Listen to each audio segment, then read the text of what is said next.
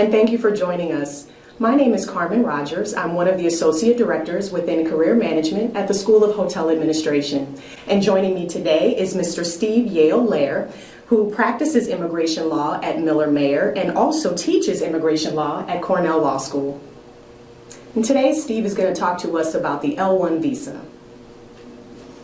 An L-1 visa is a kind of temporary visa that allows someone who is a manager, executive, or person of specialized knowledge who's worked overseas for 1 year and the preceding 3 years for a company, and that company then is transferring them into the United States to work in a similar position. So it allows them to work in the United States in some cases up to 7 years. They can bring their spouse and children, and their spouse and children can be in the United States with them. So it's a great kind of temporary work visa for people.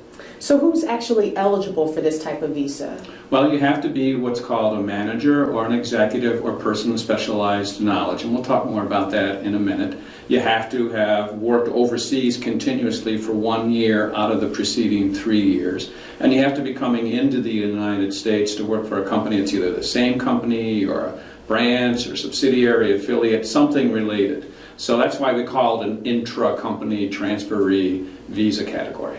Okay, so that's the same as a multinational transferee? Yeah, but it doesn't even really have to be multinational. It could be a small company. As long as you have one office overseas and you're setting up an office in the United States or you have an office in the United States, that's fine. So it's not limited just to these big multinationals. Smaller companies use this all the time too. So you mentioned that you could be a manager within the L-1 visa. So if you don't mind explaining to our students exactly what a manager is. Well, a manager can be what you normally think of. You manage other people. Except for the L1 category, you can't be a first-line manager except if the people you're managing are professionals. So if I'm managing janitors, I couldn't come in on an L1 visa. But if I'm managing, say, engineers who are professionals, then I could be a manager for L1 purposes. Alternatively, I could be managing a function rather than people. So say I'm in-house counsel at a company. And maybe there aren't any other lawyers that I manage, but because I manage that function, that would work for L1 purposes. So at a higher level, you have executives who are over managers. What exactly is an executive? An executive is what you normally think of, someone who oversees a large part of the company. A CEO is obviously an executive or a vice president. So you're just not managing like one team, but you're managing and have supervisory responsibilities for a large part of the company. So if this person has specialized knowledge, then what type of specialized knowledge would that be? Well, that's a third way to come in as on an L1 visa, and that would be a person who's got some really specific proprietary knowledge about the company. For example, if it's a food manufacturing company and I developed a secret sauce and I'm the only one who knows the secret sauce formula, that means I've got specialized knowledge. But if I'm a company secretary, I don't have any specialized knowledge. They could replace me the next day with somebody else. So that kind of position would not qualify as a person of specialized knowledge. Unfortunately, the U.S. Immigration Agency has really cracked down on what constitutes specialized knowledge. So it's getting harder and harder to get that kind of L1 visa. So if a student has advanced knowledge or skill in a particular area, but it's not specific to the employer, does that still count? If it's what they call specialized knowledge, it has to be, the company's special knowledge, proprietary to the company. So if it's a tire manufacturer and, this is the formula for the rubber that goes into the tires, that's specialized knowledge. But if I have general knowledge because I went to Cornell and I got a master's in the hotel school, and so I know a lot about hotels generally, but I don't know how Marriott does its processes, I couldn't get an L1 specialized knowledge from Marriott. So other questions that students have, what relationship between the U.S. and foreign employer is required? Well, you have to have some kind of corporate relationship. So either a foreign company is transferring you to the same company in the United States, or a branch, or a subsidiary, or an affiliate. So, for example, there has to be some kind of common ownership between the overseas entity and the U.S. entity. You can't be transferring, for example, from Hyatt to Marriott or from Hilton to Marriott.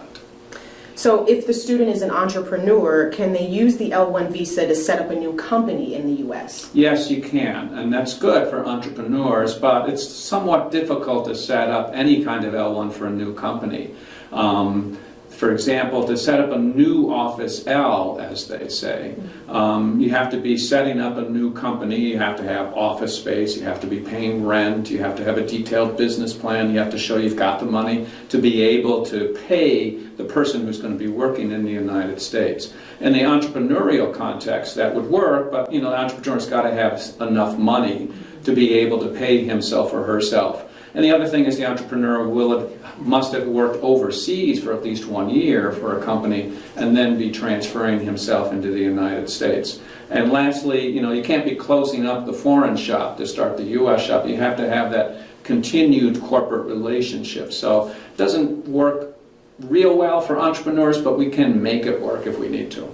Are there any other special rules that a student would need to know whether or not when they're starting this new office? Yeah, the new office L is hard. The immigration agency doesn't like new office Ls because they worry that the company is going to go out of business. So people who get new office L-1 visas only get them for 1 year instead of the traditional 3 years. And they really have to have a detailed business plan showing how they're going to expand the office so that by the end of the first year there are other employees to manage or supervise, or it's doing some product that's really taken off. They don't want somebody to come in and basically just work for themselves for the first year. So it's a little bit hard if you're a bright student and you've got a great idea for hotels.com or Airbnb, but you can't show that in 1 year you're going to be able to really take off. Okay. How long does a student have to work overseas? They have to work for 1 continuous year out of the preceding 3 years. So say, for example, you work for Marriott for 1 year, and then you come to the hotel school, get a master's degree, and that takes a year here. You could still get an L-1 to work for Marriott again after you graduate from the Cornell Hotel School because you've worked for Marriott for 1 year overseas within the preceding 3-year period. But if it's more than 3 years, then you can't use the L-1. Okay. Are there any extensions available? Not in that sense. It has to be one out of the preceding 3 years. But it doesn't have to mean you have to come right away to work for the company. You could come on an F1 student visa, like I said, get a master's degree here at Cornell, take a year to do that, and still qualify for the L1 visa if you had that overseas qualifying experience for 1 year. So other questions that students have, is there a quota for the L1 category like there is for the H1B? No, and that's one of the advantages of the L1 category. The H1B is limited to $65,000 per year for undergraduates and $20,000 for people who have advanced degrees. And the lottery means that a lot of employers can't hire people on the H1B visas. By contrast, the L1 doesn't have that kind of cap, and so it's a lot more flexible. And, so employers don't have to worry about not being able to get the person that they want if they meet the other requirements.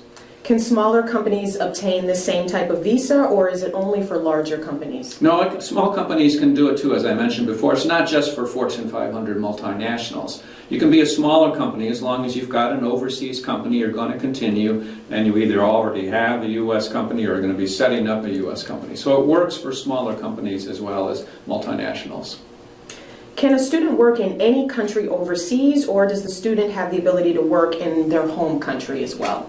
They can work anywhere overseas. So if I'm an English person and I'm working for Marriott in Paris, and I work for Marriott in Paris for 1 year, and then I come to the United States to work for Marriott, that works just fine. I don't have to work in London simply because I'm a UK national. All you have to have is that 1 year overseas with the qualifying company.